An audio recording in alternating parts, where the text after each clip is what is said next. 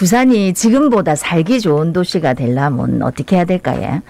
부산이 가진 문제들을 하나씩 해결해보고 2030 세계 박람회 유치, 가덕신공항 건설 이렇게 중요한 사안들도 잘 추진되면 좋지 않겠습니까?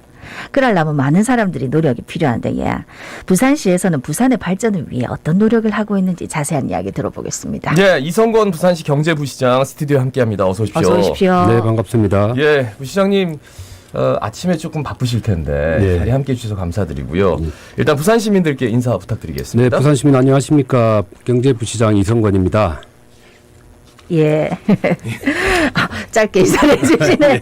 아니, 그런데 뭐 아시는 분은 다 잘 아시겠지만 시민들 중에 뭐 경제부시장이 뭐고 이렇게 생각하시는 분도 계실 것 같은데 좀 소개 부탁드리겠습니다. 네, 부산시에는 부시장이 2명이 있습니다. 네. 행정부시장과 경제부시장 이렇게 2명이 있고 제가 맡고 있는 일은 경제 정책 전반을 총괄하고 조정하는 뭐 컨트롤 타워 역할을 한다고 해도 과언이 아닐 건데 예. 뭐 시민들이 알기 쉽게 좀 설명을 하자면 제가 다루고 있는 업무가 예를 들어 지금 서민 경제가 아주 좋지 않지 않습니까? 네네. 이런 민생 대책을 강구한다든지 예. 그리고 부산 시민들이 기대를 하고 있는 2030 부산 세계 박람회 유치와 관련된 예. 일들 그리고 가덕도 신공항 그리고 산업은행 부산 이전이라든지 예. 그리고 그 외에 장업, 지산학 협력, 농수산 관련된 분야, 환경과 물 이런 것들을 전반적으로 다루고 있는 게 제 업무의 일부이고 네. 예. 그러다 보니 뭐 부산시에서 하는 일보다는 직접 대통령실이나 중앙부처, 국회, 정당을 찾아다니는 일들이 훨씬 많이 있고 네. 예. 어제도 첫 비행기 타고 서울 올라갔다가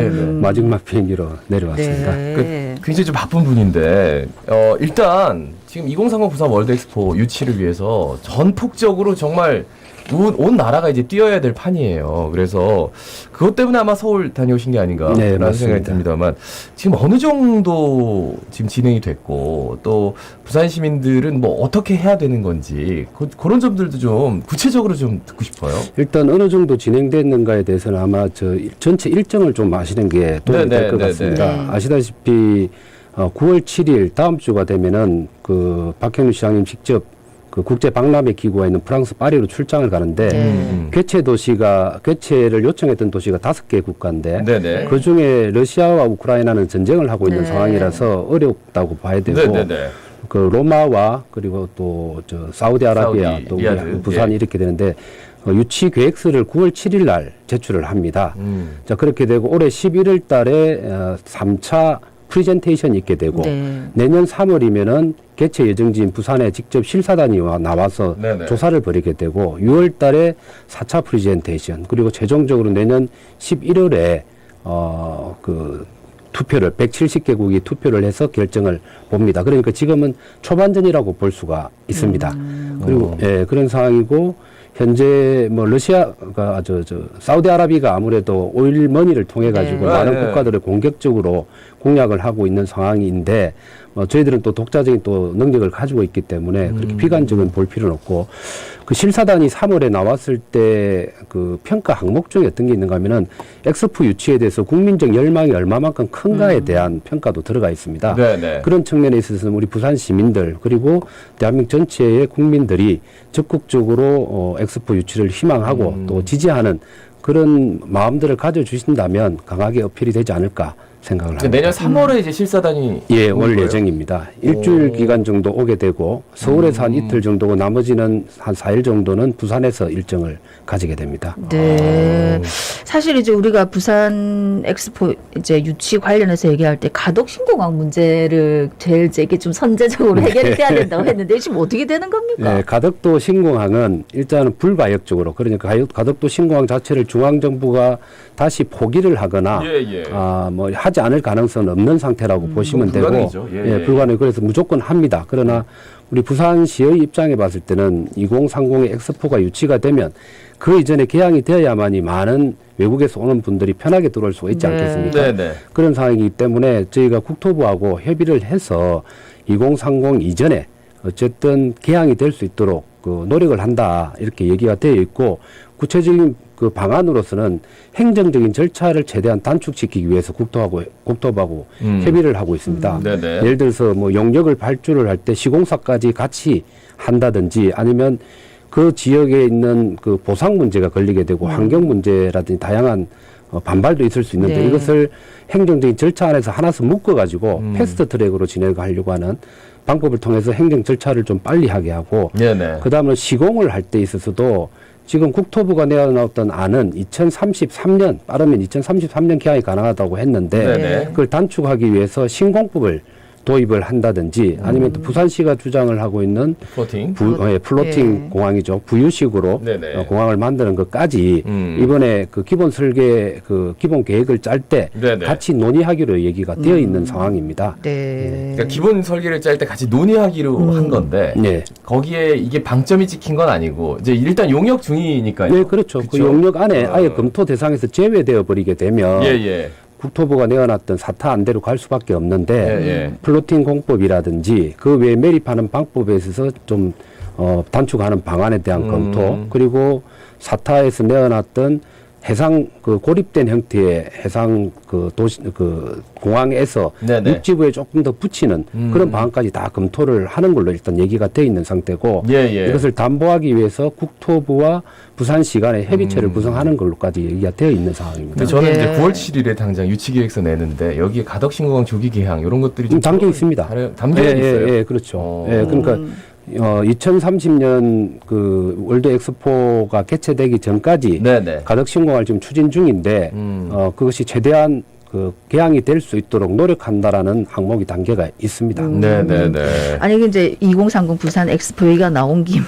저희도 이 시간에 지금 여러 번 다루고 있는데 BTS 공연하는 거 어제 마침 보도가 나서 하나 여쭤도 되겠습니까? 네, 괜찮습니다. 왜 그 먼 데서 하느냐, 아무것도 없는 허허벌판에서 하느냐, 이렇게 많이도 궁금해하시더라고요. 아, 그렇습니다. 네. 그 지금 BTS 공연의 규모를 그 BTS 쪽에서 요청하는 게 10만 명 정도의 네네. 예, 그 운집할 수 있는 공간을 필요로 한다라고 얘기를 해서 크게 한 세 군데 정도를 검토했습니다. 삼락 생태공원 네. 그리고 북항 지금 네, 1단계 개발이 거의 네, 완료되어 네. 가죠. 거기하고 그다음에 우리가 결정한 기장에 네네. 항공유리 부지 자리 있게 세 군데 했는데 북한의 경우는 가운데에 이렇게 이렇게 언덕 같은 게 중간중간에 네. 많습니다. 그러다 네네. 보니까 무대를 설치하는데 어려움이 있게 되고 그다음에 삼락생태공원의 경우는 지반이 너무나 약합니다. 강변이다 보니까 지금 무대 규모를 어느 정도로 하려고 하는가 하면 10만 규모라고 하면 무대 길이가 100m입니다. 야. 그리고 그 폭이 30m이고 네. 9단으로 무대가 올라가게 되고 9단이요? 예, 그리고 그 무대 위로는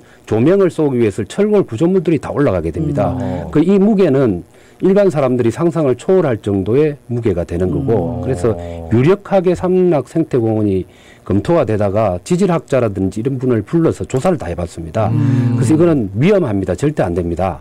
라고 해서 어쩔 수 없이 조금 거리가 멀기는 하지만 기장으로 장소를 최종적으로 확정을 짓게 된 거라고. 그러면 이해를 아시아드 하시면 주 됩니다. 경기장은 인원 때문에 안 인원 되는 때문에 안 거예요? 됩니다. 때문에 그거 안 해봤자 뭐 절반 규모밖에 네. 안 예, 예. 되고 그래서 BTS 쪽에서는 그쪽은 안 된다고 아예 그냥 애초에 뭐, 처음부터 좀 제외되어 있는 상태였습니다. 그러니까 삼락생태공원이 그 지질학적으로 지반이 네. 약해서 뭐 안 됐다라는 거는 저희 오늘 처음 듣습니다. 네, 그게 옛날에 그 락 페스티벌을 네네. 생각했는데 했었죠. 그게 무대 길이가 30m입니다. 네, 얼마 안 되니까. 네, 무대 길이가 30m인데 이건 100m를 지금 만들려고 하기 때문에 네네. 그거는 뭐 기술적으로 불가능한 뭐 상황입니다. 교통대책에서 네. 지금 크루즈 얘기까지 나오고 네, 있는데. 해상, 육상 뭐 동원할 수 있는 모든 교통 수단을 강구하는 걸로 네. 지금 했고 네네. 하이브가 그러니까 BTS의 하이브 쪽이죠. 그쪽에서도 워낙 행사를 많이 기획을 해봤기 때문에 그 이동 거리라든지 교통 수단에 대한 것들을 시하고 같이 검토한 결과 최종적으로 그렇게 심각한 문제는 발생하지 않을 네. 거라고 생각합니다. 처음으로 지금 부산에서 네네. 10만 규모이고 네. 하필이면 부산의 외곽이다 보니 네. 다들 뭐 당혹스러워하는 부분이 있겠지만 기술적 검토는 어느 정도 다 했고 그러면 어제부로 우리 박형리 부산시장님이 직접 대책 회의를 가지고 경찰청이라든지 소방본부 그리고 뭐 국토부라든지 이런 협의들을 다 진행을 하고 있는 상황입니다. 네, 진작에 또 저희 프로그램에서 설명 좀 해주셨으면 네, 많은 그러게 말입니다. 시민들이 답답함이 자주 없었을 불러주십시오. 텐데. 지난주에 나오셔야 되는데 박 시장님이 또 예. 코로나19 확진되셔가지고 그렇죠. 대신해야 될 일이 많아가지고 예, 예. 그때는 좀 저희가 양해를 해드렸는데 예. 저는 저 숙박비 인상 요 문제도 네. 그 시 차원에서 이게 얘기를 할 수 있는 겁니까? 단속을 할 수 있는 부분이 있나요? 이게 이제 좀 여러 가지 어려운 부분입니다만 네. 그렇죠. 어느 시기에 자율요금제라고 해서 네, 네. 사실은 숙박업체가 요금을 그 시장 논리에 의해 가지고 뭐 요금을 책정하도록 되어 있고 물론 여기서도 일정 정도의 규정은 있습니다. 뭐 예를 들어 계약 기간 딱 다가왔을 때 10일 전에 계약을 할 때는 그 계약금만 내면 되는 식으로 돼 있기 때문에 네. 그 가격 자체를 높이는 것에 대한 통제를 하기는 쉽지는 않습니다. 그러나 그렇죠. 사전에 뭐 이렇게 정도가 너무 심하게 하는 부분에 대해서라든지 정도가 너무 심한 기준은 누가? 뭐 기준은 뭐 정하는 건 어렵긴 하지만 네. 지금 어제 대책회의 때 국세청이나 공정거래위원회가 함께 네. 참여를 했습니다. 그래서 지금 규정에 적용할 수 있는 부분과 그 외의 수단까지 강구를 해서 이게 왜 공연을 핑계로 폭리를 취하는데 업체에 대해서는 강한 제재를 하겠다. 그럼 예를 들면 다양한 방법의 뭐 네. 위생 점검이라든지 아니면 좀 세금과 관련된 이런 것까지 다 체크를 해볼 수 있는 세금으로. 게 전부 다 할 수 있죠. 그런 방법으로 그 시민들에게 불편을 주는 네, 문사를 네. 찌푸리게 하는 행위들은 직접적으로 네. 가격 내려라 할 수는 없지만 네.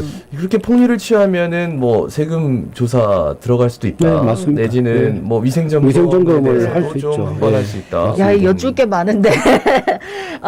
요거 하나 여쭙겠습니다. 이번 달 초 이제 부산시가 공공기관 효율화 방안 발표했는데 이거 어떤 내용입니까? 예, 뭐 이게 국민들이 볼 때 우리 시민들이 볼 때 부산시 산하기관이 25개인데 네. 체감적으로 그 25개 기관들이 시민의 눈높이에 맞는 공공 업무를 하고 있는지에 대해서는 아마 좀 의구심이 많을 것이라고 봅니다.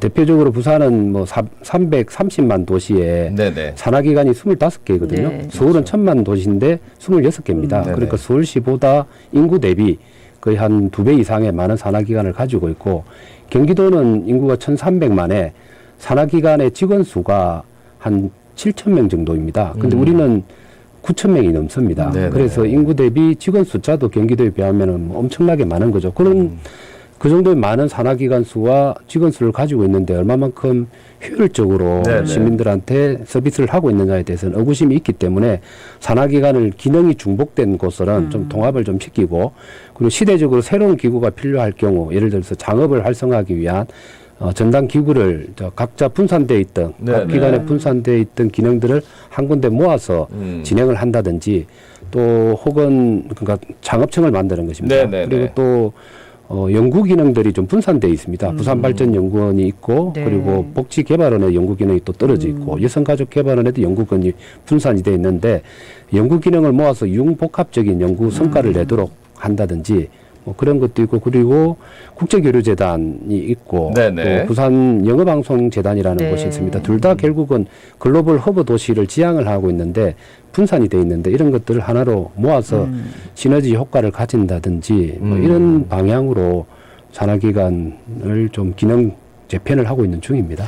그러니까 기능을 뭐 딱 중심으로 해서 재편을 해서 모은다라는 건 알겠는데 그 와중에 일단은 사람이 뭐 이렇게 축소된 거나 이런 것들은 당장은 없다고, 없다. 네. 그거는 이렇게 없습니다. 왜 얘기를 그런가 하면 네. 하셨더라고요. 그 지금 네. 그 노동법상 고용을 그렇죠. 마음대로 해고할 수 있는 게 네, 아닙니다. 네. 그러니까 중복된 예상들이 따로따로 분산돼서 시너지 효과를 가지 못하는 것들을 모아서 효율적으로 쓰겠다는 의미지 산하기관에 있는 직원들을 노동법을 위반하면서 고용을 해고한다든지 네네네. 처우가 낮아진다든지 그렇게 되지는 않습니다. 그런 그 부분에 대해서는 그 산하기관에 계신 네네. 분들이 우려를 안 하셔도 될 그죠. 겁니다. 네. 제가 그러면 다른 거 좀 여쭤볼게요. 산업은행 부산이전. 네.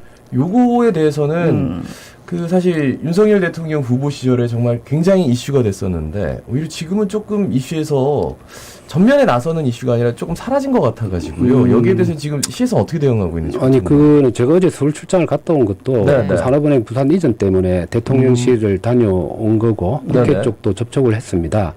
제가 이 관련된 기관이 산업은행이 직접적인 당사자이고 금융위원회가 있고 그리고 공공기관의 지방 이전을 담당하고 있는 부서가 국토부이고 네네. 산업은행의 상부 기관이 금융위원회고 음. 전체를 컨트롤 타워하고 있는 게 대통령실입니다. 전부 네네. 다 만났는데 지금 현재 대통령의 의지와 정부의 의지는 이전이 확고합니다.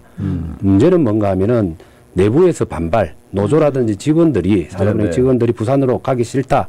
그래서 지금도 농성을 하고 있는 중이고 네네. 국회에서 산업은행의 소재지 규정을 서울로 지금 법적으로 되어 있습니다. 네네. 그것을 부산으로 바꾼다든지 대한민국으로 확대시켜야만이 이전이 가능합니다. 그래서 두 번째 중요한 부분은 국회라고 봐야 됩니다. 그래서 지금은 정부는 이제 결집이 지금 돼 있는 상태이고, 근데 지금 공개적으로 뭐 구체적인 진행 사항을 얘기하면 내부의 반발이 더 극단화되기 때문에 네네. 저희들이 물밑에서 하고 있는 거라고 이해를 하시면 되고, 네네. 그래서 지금은 국회를 대상으로 한 설득과 양해 작업들을 본격적으로 9월 정기국회부터 시작할 예정입니다. 네. 시간이 너무 빨리 지나가네. 네. 마지막으로 짧게 우리 시민분들께 한 말씀 부탁드리겠습니다. 네, 지금 코로나19가 장기화되고 또 네네. 우크라이나와 러시아가 전쟁을 함으로 인해 갖고 에너지나 곡물의 공급 체인이 완전히 붕괴된 상태입니다. 그러다 보니까 고물가로 우리 서민들이 고통을 받고 또 미국이 금리 인상을 급격하게 인해 가지고 우리나라도 고금리 상황이 오고 고환율이, 그래서 세 가지의 삼각 그 파도로 인해서 가장 어려움을 겪고 있는 게 서민들인데, 어쨌든 서민들의 그 물가 안정을 위해서 부산시가 최대한 노력을 하고, 그리고 또 민생 안정을 위한 다양한 정책을 강구하도록 할 예정입니다. 네. 예, 말씀 잘 들었습니다. 고맙습니다. 고맙습니다. 네, 감사합니다. 네, 지금까지 이성건 부산시 경제부시장이었습니다. 예, 비가 계속 와서 오늘 길도 미끄럽고요. 조심조심 안전하게 다니시고